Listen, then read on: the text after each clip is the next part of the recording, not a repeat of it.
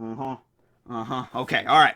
How about this? 900 years ago, Im-sama teamed up with the Night King to create an army of White Walkers to wipe out the D-Clan and the First Men, but they were stopped by a horde of dragons created by Vegapunk, ridden by the Targaryen kings of old, which of course leads us to the obvious conclusion that Nico Robin is the rightful ruler of the Seven Kingdoms. Boom! Didn't think that was gonna happen, did ya? I solved the mystery! Yeah, what do you think of that, George? Your best laid plans defeated by me! Alright, anyway, how you guys doing today? I got a new webcam for the show that I do, so that's cool. It's a more wide-angle webcam, so I can kinda stretch out now. You could also see where I put my drink right over here at the end of my desk, so that's cool. It's always important to stay hydrated when you're talking about manga.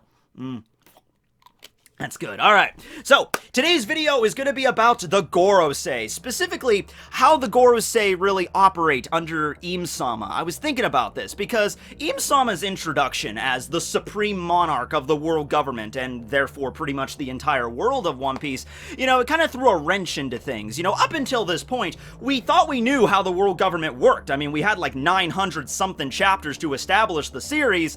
Oda had a lot of time to like, yeah, here's the world government, here's with the Marines, and the Cipher Pole, and the warlords all fit in, and then there's the world government itself, which is headed up by committee, the Gorosei, the Five Elder Stars. They make all the decisions, and they pass it down the chain of command.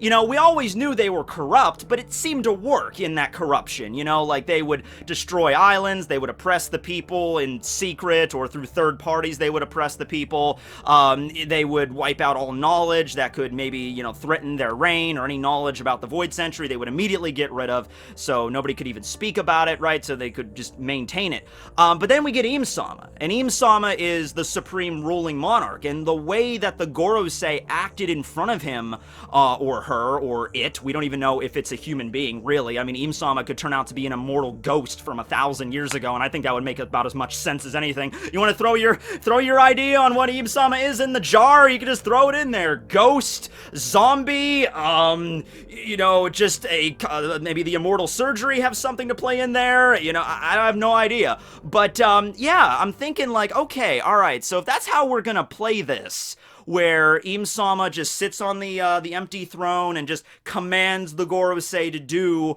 whatever they decide what to do in the world, you know, does that mean like he has some power over the Gorosei, like he's like physically really strong, or they just can't do anything to go against him? Like, can he control minds or something? Or is it a situation where just like all the conditioning of all of the years with Im-sama maybe being the ruler just gets to all of the members of the Gorosei and they just go along with his decisions? Or is it something like he's not physically strong, but he has some sort of like clairvoyant power, like maybe he could see the future? I'm not talking about how like Katakuri and Luffy can see a little bit into the future with observation. I'm talking like maybe Im-sama has the ability to see years and years into the future, so he always knows the outcome of whatever decision they're gonna make, and that's why the Gorosei always go, you know, with whatever he says. Because the thing is, up until this point, I'm like, alright, the world government is like an oligarchy. It's ruled by a committee of people, the Gorosei, right? And I would imagine each member of the Gorosei have equal power. Alright, and maybe they decide things based on consensus, like it has to be a unanimous decision between all 5 of them before they go forward with something, or because of the fact that there's 5 of them, maybe they can take it to a vote if they can't decide. Like, let's say, for example, there's an island in the South Blue, and they're like, okay, we have reports that this island in the South is harboring revolutionaries. However, the island also has a very important mine, which mines a mineral that's, you know, very important to the economics of the world. So what do we do? And let's say 2 of the Gorosei want to destroy the island, just let's Buster Call it out of oblivion, the revolutionary scum are there. But let's say there's other members of the Gorosei, there's 3 other members that are like, well, let's not do that, let's not destroy the island, and they put it to a vote, and that's maybe how they decide it. I'm not really sure how that goes. But it made sense. He's like, each member of the Gorosei is equal. I'm sure like one of them couldn't just decide on something and just go with it, you know? I'm a Samurai Gandhi walks into the room of authority one day and he's like, guys, we need to completely wipe out every island in the South Blue. Just wipe it off the map. I hate the South Blue. I don't think the other members of the Gorosei would be like, oh, all right, well, he said we gotta do it, so we gotta do it, right? Now they'd be looking at him like, Samurai Gandhi, have you been drinking too much last night? I wasn't drinking anything last night. I just don't like the South Blue. I'm like, all right, well, you know, whatever, it's cool. So then you get Im-sama, though, and he's like, no, if Im-sama came out and said, I think we need to wipe out the South Blue, all the Gorosei would probably just be like, you know what? He's right. He's Im-sama. Just tell us what we need to do, sire, lord, whatever your title is, and we will take it away from there, right? So, this brings a lot of questions into play here. Okay, here's one thing. Are the Gorosei, like, just a generational thing? This is something that I always figured they were, but now I'm not so sure, right? Because I'm kind of debunking on Im-sama being somewhat of an immortal, meaning that I think Im-sama has been alive for like 900 years. I mean, you could always say there is like a secret monarchy in One Piece. Like, you know, they have a secret royal family that passes it down one to another, but we've only seen Im-sama. We haven't seen other members of this secret family, like a secret king and queen and everybody like that. You know, it's just Im. So I'm thinking, all right, let's say he's immortal. Well, if he's immortal, then that whole theory about the Gorosei being immortal members of the World Nobles, that's not too out there either. We already know there is a means to at least eternal youth in One Piece. It's the ageless surgery from the Appi Appi no Mi. But even if there's, like, one way you can do that, there might be others, you know? You never know what it is. So, the Gorosei, for example, if it's generational, if it's just like, okay, when one member of the Gorosei gets too old and croaks, we get another member of the Gorosei in there, alright, that's fine, that's well and good, but how come every single new member of the Gorosei would, without question, obey Im-sama? Because let's take this in any sort of, like, real-world context. Now, granted, in One Piece, you have magical fruits that give you superpowers. You have that special sixth sense that allows you to see a little bit into the future and do all this other crazy stuff. So, there's plenty of other and plus the fact that spirits and things are confirmed to exist in One Piece. But if you take this in the real-world scenario, let's say you had a situation like this. Let's say you had a country ruled by a king, and this king was an absolute ruler. Whatever he said goes. Right? And he had his loyal followers, in this case the Gorosei, that did anything that this king wanted to do. You'd figure, even if that king was a kind and benevolent ruler that did everything right, he wasn't cruel, he did everything for the sake of the country, and that country was prospering, you'd figure, even in a situation like that, there would be at least a few people in that king's entourage that would be like, I'm gonna kill the king and take his power. Yeah, I'm gonna do that. Not because I hate the king, not because I really have anything against the king. The king's a cool king. It's just, king has all the power. He rules the whole country. In this case, the entire world. I want to rule the entire world. I want to sit on the empty throne. I want to do all that stuff. I mean, I would like to sit on the empty throne. Thing looks comfortable as hell. I mean, does it have cup holders? Does it recline? I mean, those pillows, you'd figure, have to be the softest pillows that have ever existed in the history of ever. Now, like I said, in the world of One Piece, you got, like, magic powers. So, there is probably a reason why the Gorosei obey Im-sama dutifully, regardless of what he might say. Because I'm under the opinion a lot of the crazy shit that happened in the last 900 years was probably a direct order from Im. And because the Gorosei, they were talking about cleansings and stuff, and I'm sure that when it comes to, like, the day-to-day operations in the world, I'm sure Im just delegates everything to the Gorosei. I'm sure, you know, that scene at Reverie where the Gorosei all bow before the empty throne, I don't think that happens, like, every day. I don't think that Im, like, alright, Gorosei, time to gather together now for our daily meeting in the world. No, it's probably nothing like that. If anything, the Gorosei might come up with certain ideas and things, like, I think it's time for a cleansing in the world, or at least another cleansing, because it's happened before a few hundred years back, where maybe too many people were getting out of line, too many people were asking too many questions, and they decided, all right, let's trim the fat a little bit, and then, you know, they can make it look like an accident or something, and then a few hundred years later, people kind of forget about it, but they have that power, you know, they can do that whenever they want. So maybe they were bowing before Im to ask him, you know, can we do this cleansing? But that didn't seem to be the case. The context in that chapter was they're all bowing before him and they're listening to what he has to say. All right, so could one of the Gorosei at some point be like, I'm tired of listening to Eam all the time. I'm tired of obeying him just dutifully without any question. Like this might not be the correct way to live. This might not be right for the world. You could always look at it like, because the Gorosei are world nobles, perhaps, they've been brainwashed throughout their years. All of the Gorosei look pretty old, except for that Sanji's uncle looking dude, but, whatever. That's also, because of this guy's existence, I also kind of had the idea that they're not immortal beings or anything like that. It seems to be like, okay, there was a member of the Gorosei that died, and then they got a new member, and that was that guy, because he's the youngest out of all of them, easily. All of them look like rather old codgers, and this is the one dude that still has, a decent, looks like in his, 50s or 60s. Then again, it's One Piece. All of the Gorosei could be well over 100 years old, and it would still make sense.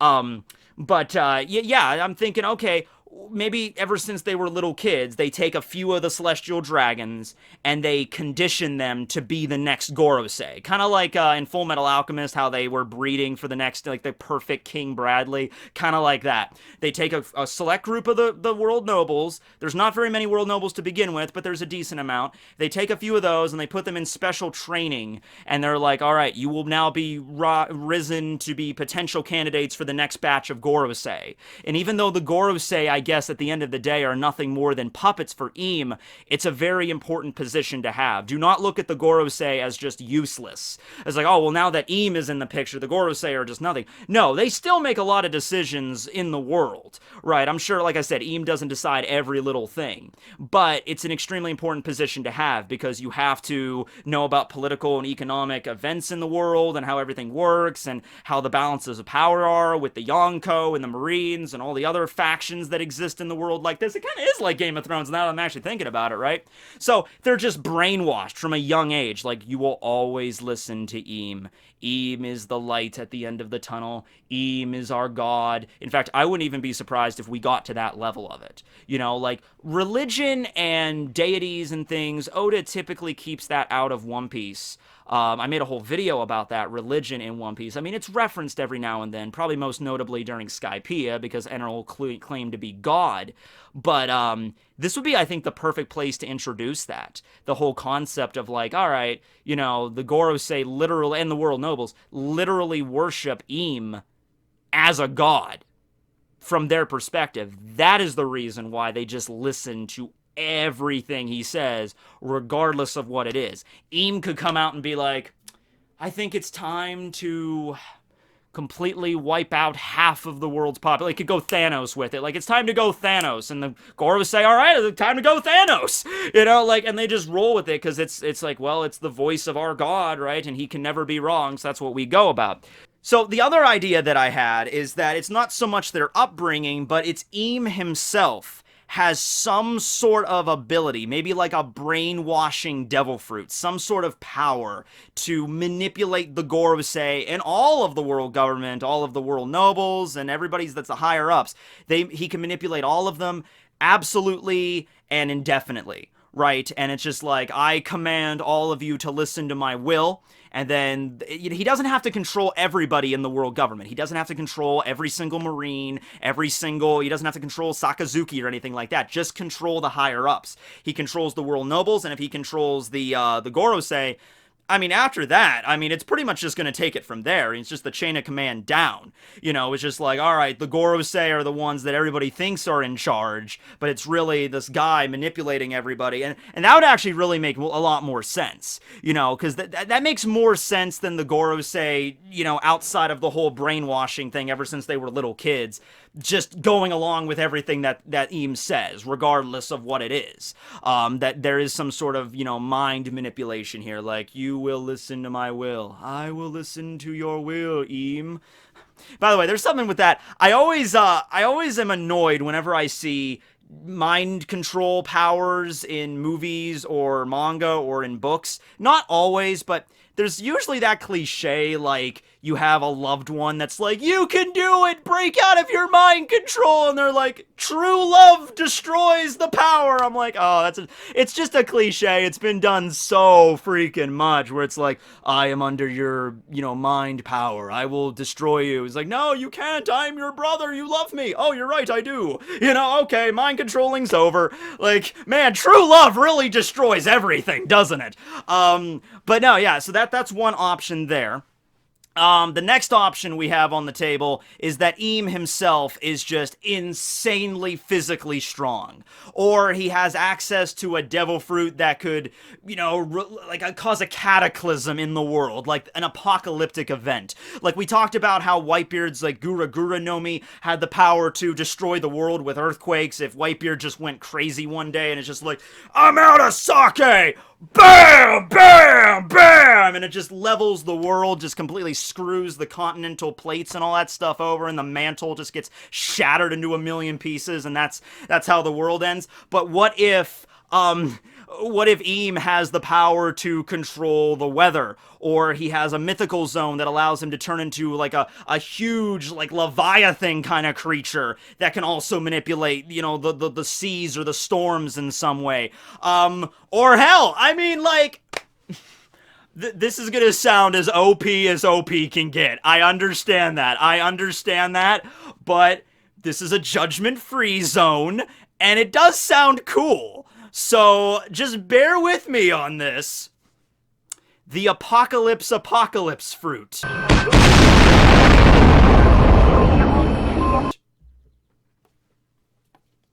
Give you a second to think about how awesome that would be. Just like, he literally has a devil fruit that has a power where, like, basically like Thanos, like, at the snap of his fingers, he's just like, you know what? And then, like, I don't know, demons rise up from the underworld or something, or just, like, the world just gets poofed out of existence, or, like, a giant black hole emerges in the freaking sky, and, like, Cthulhu comes out, like, and just grabs the earth and just eats it. OP as OP can get, but, I'm gonna throw a few buts in there, but if that was the case, wouldn't you listen to that dude?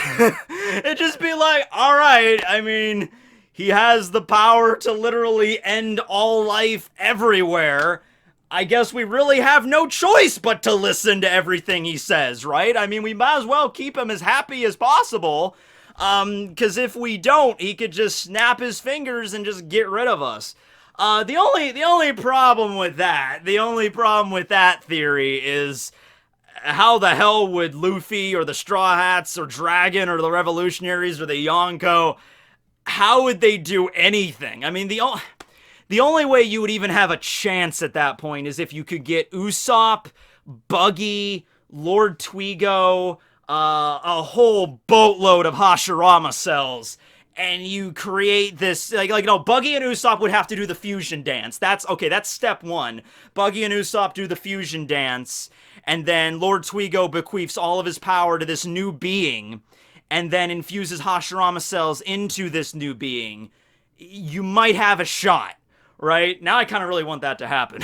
But no, yeah. But I'm just throwing out the idea, maybe not like the apocalypse, but let's just say, just scale it back a little bit, Im has a power. Maybe it's not even a devil fruit. It might be something completely different. It might be something completely unrelated to hockey or a devil fruit, but it's just some other kind of power that he has that, at least from the Gorosei's perspective, there's no weakness and there's nothing we can do about it. I'm just trying to think of a power that would be so ridiculously broken, the Gorosei would have no hope of opposing him. So that's why they listen to everything he says. But it also would not be ridiculously broken enough that, he could never be defeated, or he could just end the world with a snap, maybe something along those lines, right? Or maybe not disintegration, but maybe maybe he has access to a devil fruit to, like, a parallel universe, like a dimension no Mi. So it's like, if you oppose me, I can literally just suck you into another realm filled with nothing but just giant alligators and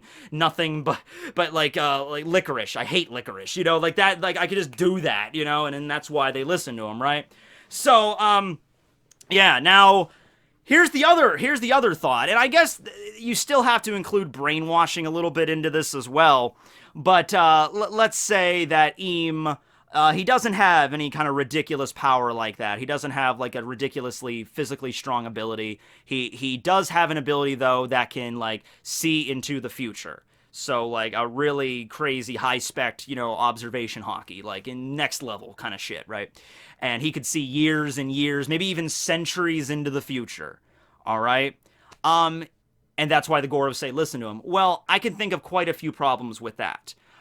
Number one, I don't think, even if that's the case, even if, like, let's go back to my example where there's a country that's prospering and everybody loves the king, and the king is like, the reason we are prospering is because I can see the future and I know what will happen. I still think there'd be at least a few greedy mofos that'd be like, I still want to take out that king and get his power. I wonder what makes him so powerful. You know, I think there'd be at least a few people that would question it. You know, they wouldn't just go with it blindly. So that's why I say, even if this is the situation, there still has to be maybe a little bit of brainwashing, conditioning involved on the Gorosei's part here. But, you know, how do you know if he's always telling the truth? That's the thing. Let's say he does. Let's say he can. Well, let's say he can see into the future. Let's say he can see into the future any length of time, right? Let's just go with that. Maybe sometimes he looks into the future and he sees something unfavorable. He looks into the future and he's like, oh, that doesn't look good. But if he tells the Gorosei that, then it's not good. He doesn't want that to happen. So he's like, he lies about it and says, oh, okay, I want you guys to do this now to lead to the future that's more favorable for me. Maybe something along those lines there. He doesn't always come out and say to them, you know, it's like, well, I looked into the future, and it turns out that as long as we squash the Revolutionary Army, we will last for 1,000 years. But in reality, maybe he looks into the future and he's like, oh, damn. If we do crush the Revolutionary Army, we might be good for a little while, but something else even worse is going to happen. Okay, well, maybe we'll deal with that maybe later down the line. Like, maybe the next generation of Gorosei, they'll deal with that. You know what I'm saying? Like, he might just lie to them for the sake of, like, all right, well, you know, this current crop of Gorosei can handle this problem, and it'll lead to another problem like 100 years from now, but at that point, we'll have a whole new Gorosei, and they'll worry about that, right? You know, so he'll maybe lie about maybe the outcomes of what they do. And so maybe because of this, the Gorosei maybe keep thinking like, oh man, Im-sama is so great. Everything he says, everything turns out great. And maybe eventually, here's another idea. Maybe Im-sama, if he really is immortal and he can see the future and he's been doing this for so long, maybe Im can see the end of it all. Maybe Im eventually gets to the point where he's like, there's nothing I can do. There's nothing anybody can do.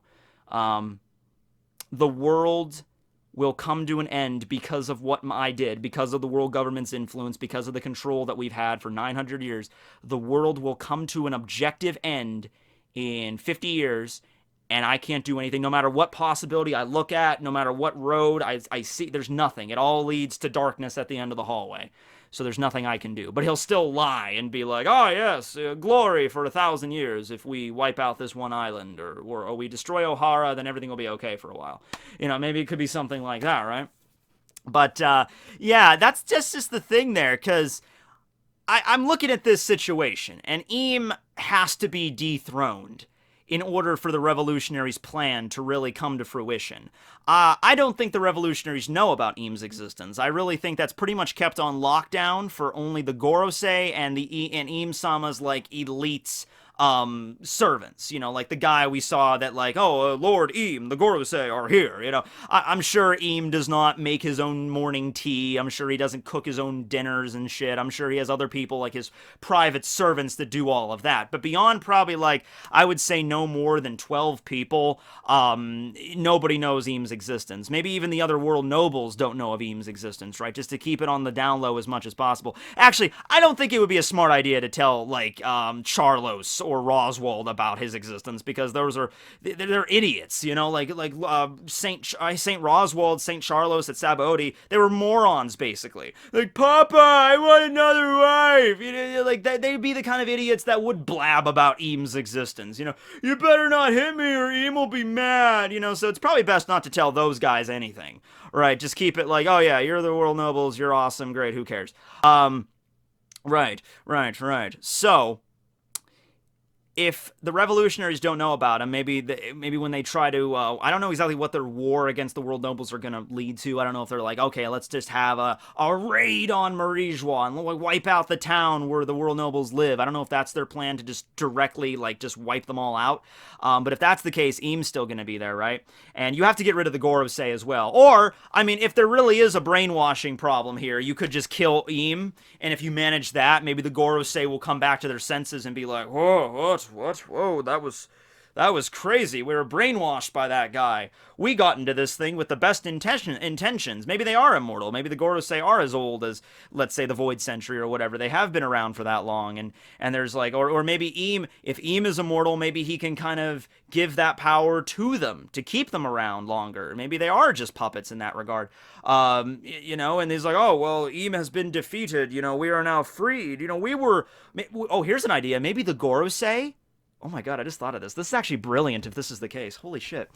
What if the Gorosei are the kings from 900 years ago? Or because there were 20 kings. Well, what if there were 5 of them that still remained? And Eam was like one of the kings that kind of got in over his head. You know, Eam was the one king that maybe got all this power, the ability of immortality or whatever. And he's like, I'm going to rule the world with an iron fist. And the other members of the world nobles and the world government were just like, no, that's stupid. Perhaps at the very, very beginning, the world government was actually a force for good, you know, or they were trying to be a force for good. But then Eam was the one that kind of, you know, perverted everything, and he started taking power, and he started wiping out the kings, and he took a few of the remainder kings and turned them into his brainwashed immortal puppets to listen to everything that he has to say. Maybe they could go with that idea, because I'm looking at the Gorosei, right? And it's like they're a bunch of old dudes, but it's like we don't know any of their names, and that's kind of weird that we don't know their names. Like, maybe if we knew their names, like, that would give us a hint. There's Samurai Gandhi that looks like he's wielding the Shodai Kitetsu, the first Kitetsu blade, considering how similar it looks to the Nidai and the Sandai. But if that's the case, then maybe he's really, really old, you know, like as old as Kitetsu back in the day when he first made it. There's been theories I've heard out there that Samurai Gandhi even is Kitetsu. I don't buy that too much, but it's possible maybe he's just that old. So yeah, if we really start getting like immortality involved here, and everything kind of connects back to, you know, like when the world government was first founded, maybe they are the original kings and the other kings just died because Eam just killed them, and he's like, you know, all of those that oppose me, step forward, all others will die by my hand. And maybe the 5 Gorosei are the ones that chose to follow him, but they just, you know, they just got brainwashed and manipulated, and it's like, you're just gonna follow me because you're going to now, because you have no choice, basically. So yeah, that might actually lead into something. Now I'm thinking about it, right? But yeah, that's just basically what I wanted to talk about here, and I would love to hear your comments below. Exactly, how does Eam keep all of his power? Like, there has to be something behind it. All right, because otherwise, you think he would have been attempted to be overthrown years ago, or his power would not be at absolute. There has to be something about Eam that the Gorosei just will not touch. They view him as a deity, and they just won't go. They won't go against him no matter what, right? So, and they will protect him till the end of their days as well. There's got to be some brainwashing, or some strong deterrent factor, or some sort of extrasensory, divine clairvoyance ability. Something has to be in play here. Otherwise, this really doesn't make any sense, okay? From like just a practical standpoint, right? Okay. But anyway, thanks for watching the video, everybody. And yeah, I don't know. I'm gonna do some more research on this. Maybe I'll figure out at some point. Maybe. Okay, maybe Eam didn't team up with the Night King. Maybe... Oh, okay. Maybe the Giants got involved. There's Giants in One Piece and there's Giants in Game of Thrones. It makes sense. It's canon. Alright, have a good night, everybody. Tekking, signing out. Remember to stay hydrated, kids.